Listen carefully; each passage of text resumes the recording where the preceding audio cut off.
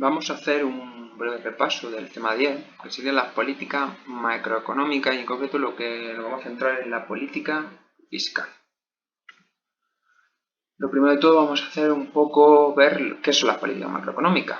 Como dice aquí, es el conjunto de medidas e instrumentos que utiliza el Estado para intervenir en la actividad económica, es decir, se busca una intervención por parte del sector público en la actividad económica. ¿Y cuáles son los objetivos o fines que se persiguen? Pues son sobre todo tres: el crecimiento económico, el pleno empleo y la estabilidad de precios. ¿Cómo podemos saber que se está alcanzando estos objetivos? Pues el crecimiento económico a través del Producto Interior Bruto o Producto Nacional Bruto, el pleno empleo a través de la medición que nos dan, los datos que nos dan las tasas de actividad, la tasa de ocupación y la tasa de paro, y la estabilidad de precios a través del IPC, es decir, vamos a mirar si existe inflación, sobre todo si existe una inflación descontrolada. Pues a la hora de seguir estas políticas macroeconómicas hay que establecer una serie de criterios, y van a ser dos, básicamente: la sostenibilidad del sistema y la equidad. Con la sostenibilidad lo que vamos a tratar es que el crecimiento económico se debe mantener, pero no a cualquier precio. Es decir, vamos a tratar de que dentro de la capacidad económica de cada país se pueda mantener ese crecimiento económico. Y con la equidad vamos a buscar eliminar o por lo menos suavizar las desigualdades que se puedan dar en el mercado, y eso va a ser a través sobre todo de las rentas y del sector público, que va a ser el agente económico que va a vigilar este criterio. ¿Qué tipos de políticas macroeconómicas nos vamos a encontrar? Pues básicamente son cuatro: la política fiscal, monetaria, exterior y de rentas.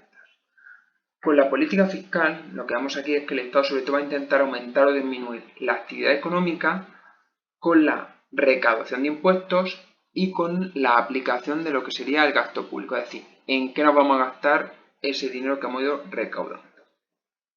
En cuanto a la política monetaria, son todas aquellas medidas que los bancos centrales de una nación va a tomar, sobre todo buscando una estabilidad de precios. Dentro de la Unión Europea esto lo llevaría a cabo el Banco Central Europeo. Tendríamos posteriormente la política exterior. Aquí el Estado lo que va a hacer es regular las transacciones, las compras-ventas de mercancías con otros países o economías, ¿vale? Por ejemplo, a través del tipo de cambio de la moneda, restricciones a importaciones, fomentar las exportaciones. Todo eso iría dentro de esa política exterior. Y por último tendríamos la política de renta, que su objetivo principal es controlar la inflación, es decir, una estabilidad de precios. Básicamente va a ser el objetivo de esa política de renta. Podríamos hablar de otro tipo de políticas macroeconómicas, que sería la coyuntural y la estructural. La política coyuntural son siempre políticas a corto plazo, porque se espera que sean eficaces en un corto periodo de tiempo. Sin embargo, la política macroeconómica estructural, su eficacia se espera a varios años vista. Vamos a centrarnos ahora en lo que va a ser la mayor parte de este tema, que es la política fiscal. La hemos comentado anteriormente, pero aquí vemos otra definición: la actuación intencionada del sector público mediante recaudación de fondos y la aplicación de gastos públicos para alcanzar los objetivos del Estado. Es decir, sobre todo recaudación a través de impuestos y la aplicación de gastos, como hemos dicho, en qué nos queremos gastar ese dinero.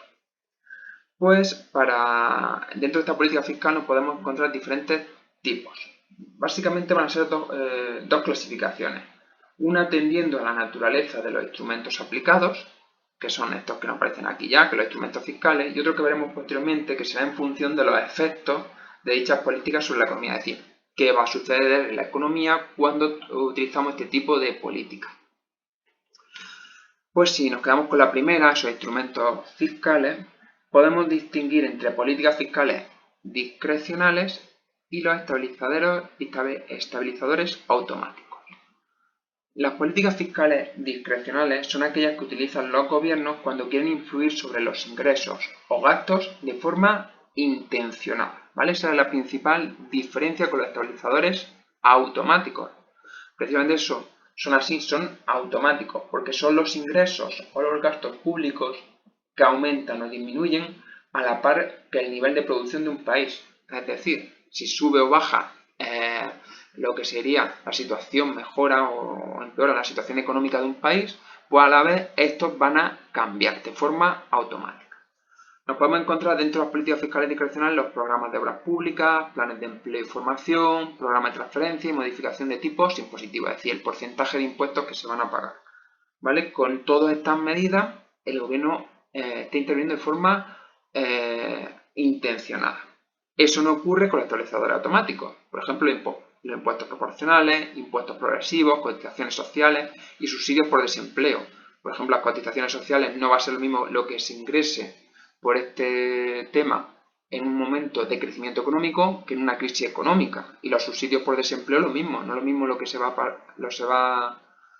a pagar de subsidio por desempleo en una crisis económica que cuando la economía va bien y prácticamente hay pleno empleo. Y aquí tenemos el segundo tipo de política fiscal, lo que hemos dicho que son los que se tienen en cuenta los efectos sobre la economía. Hay dos fundamentales, la política fiscal expansiva y la restrictiva.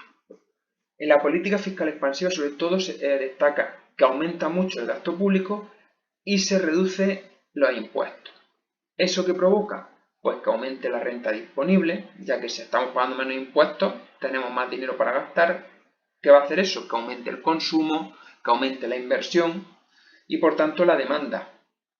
¿Qué elementos positivos tendrá esto? Porque va a aumentar la producción y el empleo para atender ese incremento de la demanda. Por otro lado, lo que vamos a encontrar es un incremento también de los precios, lo que va a generar inflación. Eso sería un efecto negativo. Pues el otro tipo, la política fiscal restrictiva, es todo lo contrario. Si antes hablábamos de un incremento del gasto público y una bajada de impuestos, pues al revés. Ahora baja el gasto público e incremento de impuestos. Si hay más impuestos que pagar, va a quedar menos dinero para el gasto tanto de las empresas como de la familia. Por tanto, la renta disponible va a bajar. Va a bajar el consumo de las familias, la inversión de las empresas, por tanto la demanda baja y por tanto las empresas ya no necesitan tantos trabajadores. Nos encontramos con un efecto negativo, baja la producción y baja el empleo. La parte positiva, que bajarían los precios. Por tanto, una política fiscal se suele utilizar cuando nos encontramos en periodos inflacionistas. Pues todo esto va a venir reflejado en lo que se llaman los presupuestos generales del Estado. ¿Vale? Mediante los presupuestos, la política fiscal expresa los planes de gastos e ingresos, es decir, en qué gastamos nuestro dinero y de dónde supone que vamos a generar ingresos por parte del sector público. Pues vamos a repartir ahora, vamos a ver por un lado dónde vienen esos ingresos públicos de los presupuestos generales del Estado y dónde van a ir esos gastos. Bien, pues en los ingresos públicos sobre todo nos vamos a encontrar tres: las cotizaciones sociales, los tributos y otros ingresos. Cotizaciones sociales son tanto las cantidades que pagan los trabajadores como los empresarios, ¿vale? Por ejemplo, para tener cobertura para enfermedad, la jubilación, una posible invalidez. Por otro lado tenemos los tributos, ¿vale? Que aquí, según la persona que pague, el contribuyente, si recibe o no algo a cambio, podemos clasificarlo en impuestos y en tasas. Sobre todo nos vamos a centrar en los impuestos porque son aquellos pagos que hacen los contribuyentes sin que reciban nada a cambio. Es decir, cuando tú pagas cuando tú pagas un impuesto, no recibes nada a cambio.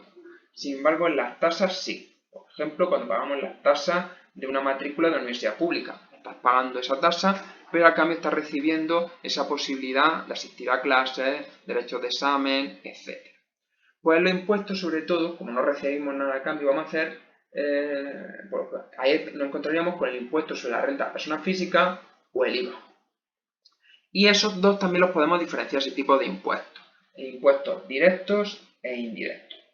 Los impuestos directos recaen sobre lo que se gana o se tiene, por ejemplo ahí el IRPF, mientras que los indirectos gravan determinados actos, como podría ser el consumo, y entraría el IVA, el impuesto sobre el valor añadido. Y por último nos quedan aquí otros ingresos, que serían lo que se llaman transferencias corrientes, ingresos patrimoniales, enajenación de inversiones, enajenación quiere decir venta, y las transferencias de capital. Nos vamos ahora a la parte de los gastos, es decir, ya hemos visto dónde genera el sector público dinero, genera unos ingresos, en qué nos los vamos a gastar. Pues aquí nos encontramos también tres grandes grupos: los gastos corrientes, los gastos de inversión y la transferencia y subvenciones. Los gastos corrientes son los gastos generales, ¿vale? Se destinan a proporcionar a la sociedad lo que se llaman los servicios públicos: sanidad, educación, justicia. Después tendríamos los gastos de inversión, que serían los destinados a mantener y ampliar la capacidad productiva de un país. Aquí iría todo el tema de infraestructura, carreteras, por ejemplo, aeropuertos, todo ese tema de infraestructura y de los gastos de inversión. Y por último tendríamos las transferencias y subvenciones, ¿vale? Que aquí el Estado obtiene recursos en forma de impuestos, ¿vale? Cotizaciones sociales, que lo hemos visto anteriormente. ¿Y qué hace con todo ese dinero? Luego lo transfiere, de ahí la palabra transferencia. Lo transfiere a personas o a empresas que lo puedan necesitar. Y dentro de estos tres tipos de gastos públicos, al final los podemos agrupar de forma que haya dos nada más. Lo que vamos a llamar gasto real, que sería la suma de los gastos corrientes y los gastos de inversión. Y por otro lado lo que se llamarían transferencias y subvenciones.